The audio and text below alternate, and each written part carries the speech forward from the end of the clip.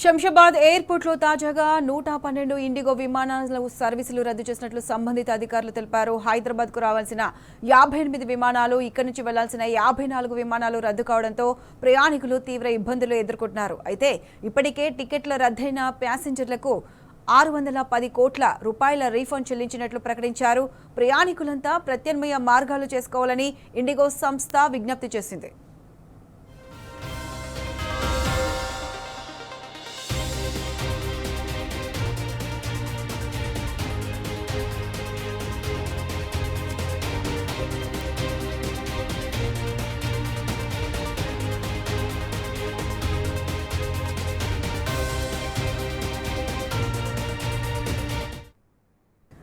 ఇదే అంశానికి సంబంధించి పూర్తి లేటెస్ట్ అప్డేట్స్ మా ప్రతినిధి రంజిత్ అందిస్తారు.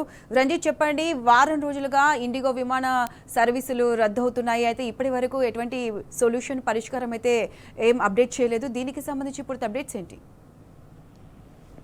ప్రత్యూష, ఏదైతే వారం రోజులుగా ఉన్నటువంటి ఇండిగో సంక్షోభం ఉందో, సంక్షోభం వల్ల ప్రయాణికులు ముప్పు తిప్పలు పడ్డ పరిస్థితులు కనబడుతున్నాయి. ముఖ్యంగా చూసుకున్నట్లయితే దేశవ్యాప్తంగా ఇండిగో సంస్థకు సంబంధించిన ప్రతిరోజు దాదాపు 500 నుంచి 1000 వరకు కూడా ఇండిగో విమానాలు రద్దు కావడంతో ప్రయాణికులు అగమ్య గోచరమైన పరిస్థితి కనబడుతుంది. దాంట్లో భాగంగా చూసుకున్నట్లయితే 6వ రోజు శంషాబాద్ ఎయిర్పోర్ట్ లో దాదాపు 112 ఫ్లైట్లను రద్దు చేస్తున్నట్టుగా ఇండిగో యాజమాన్యం తెలిసిన పరిస్థితి కనబడుతుంది.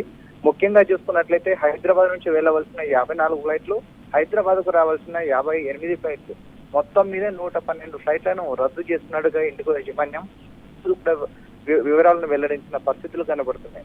కేవలం కేంద్ర ప్రభుత్వం యొక్క నిర్లక్ష్యం కావచ్చు, దాంతో పాటుగా ఇండిగో యాజమాన్యం యొక్క అలసత్వం కావచ్చు. అంటే దాదాపు 48 గంటల విశ్రాంతి ఇచ్చినటువంటి DCC అనేది దానికి ప్రత్యామ్నాయంగా ఫ్లైట్ అనేది రిక్రూట్ చేసుకోకపోవడంతో పాటుగానే ఇలాంటి సంక్షోభం ఏర్పడిందని కూడా విశ్లేషకులు చెప్పిన పరిస్థితులు కనపడుతున్నాయి.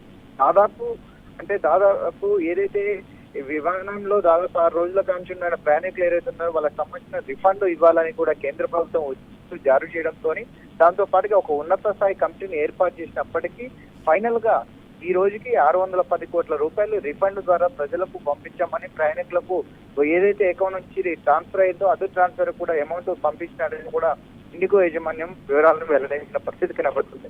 కానీ ఇప్పటికీ ఇండిగో యాజమాన్యం దాదాపు 90% కూడా దానికి సంబంధించిన సంక్షోభం అనేది కూడా క్లియరెన్స్ అయిపోయింది.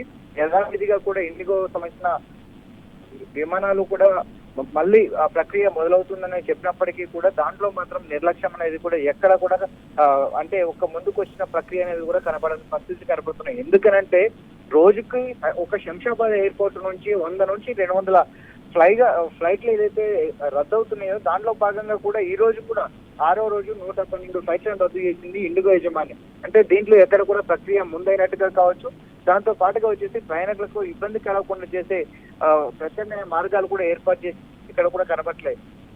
దాదాపు ఈ ప్రక్రియ 10 రోజులు పడుతుందని తెలిసినప్పటికీ ఇండిగో యాజమాన్యం ఈ రోజు కూడా ఆన్లైన్ బుకింగ్ సంబంధించిన సేవలను కావచ్చు, బుకింగ్ కౌంటర్ దగ్గరికి వెళ్ళడం, దాంతో పాటుగా సమాచార కేంద్రం దగ్గరికి వెళ్ళిన సమాచార కేంద్రం దగ్గర కూడా వాళ్ళు ఆల్రెడీ ఫ్లైట్ కి సంబంధించిన అరైవల్స్ ఉన్నాయని చెప్పేసి ఏదైతే బోర్డింగ్ ఉందో బోర్డింగ్ కి వెళ్ళడం, బోర్డింగ్ నుంచి కూడా లోపలికి చెక్ ఇన్ కి వెళ్ళిన తర్వాత దాంతో పాటుగా లగేజ్ తో పాటుగా లోపలికి వెళ్తే తీరా లోపలికి వెళ్ళిన తర్వాత ఫ్లైట్ క్యాన్సిల్ అయిపోయిందని 1 అవర్ 2 అవర్ వెయిట్ చేసిన తర్వాత ఫ్లైట్ క్యాన్సిల్ అయిందని చెప్పడంతో వాళ్ళు దాదాపు ఉత్సాహం అంటే నిరుత్సాహంతో బయటికి వచ్చిన తర్వాత వాళ్ళ యొక్క లగేజ్ తీసుకోవడానికి మళ్ళా దాదాపు 5-6 గంటల ప్రక్రియ పడుతుందని కూడా వాళ్ళు వాపోతున్న పరిస్థితులు కనపడుతున్నాయి. కానీ ఎక్కడ కూడా ముందుకు సాగిన పరిస్థితి కనపడలే. ఇప్పటికే కేంద్ర ప్రభుత్వంలో విమానయాన శాఖ కూడా ఏది కూడా ప్రత్యామ్నాయ మార్గం తీసుకోకపోవడంతో ఇటు ప్రయాణికులు కావచ్చు, అటు ఏదైతే బుక్ చేసుకున్నటువంటి ప్రయాణికులు కూడా ఇబ్బందులు పడుతున్నారని కూడా స్థానికంగా ఉన్న బాధితులు కావచ్చు, దాంతో పాటుగా విశ్లేషకులు చెప్పిన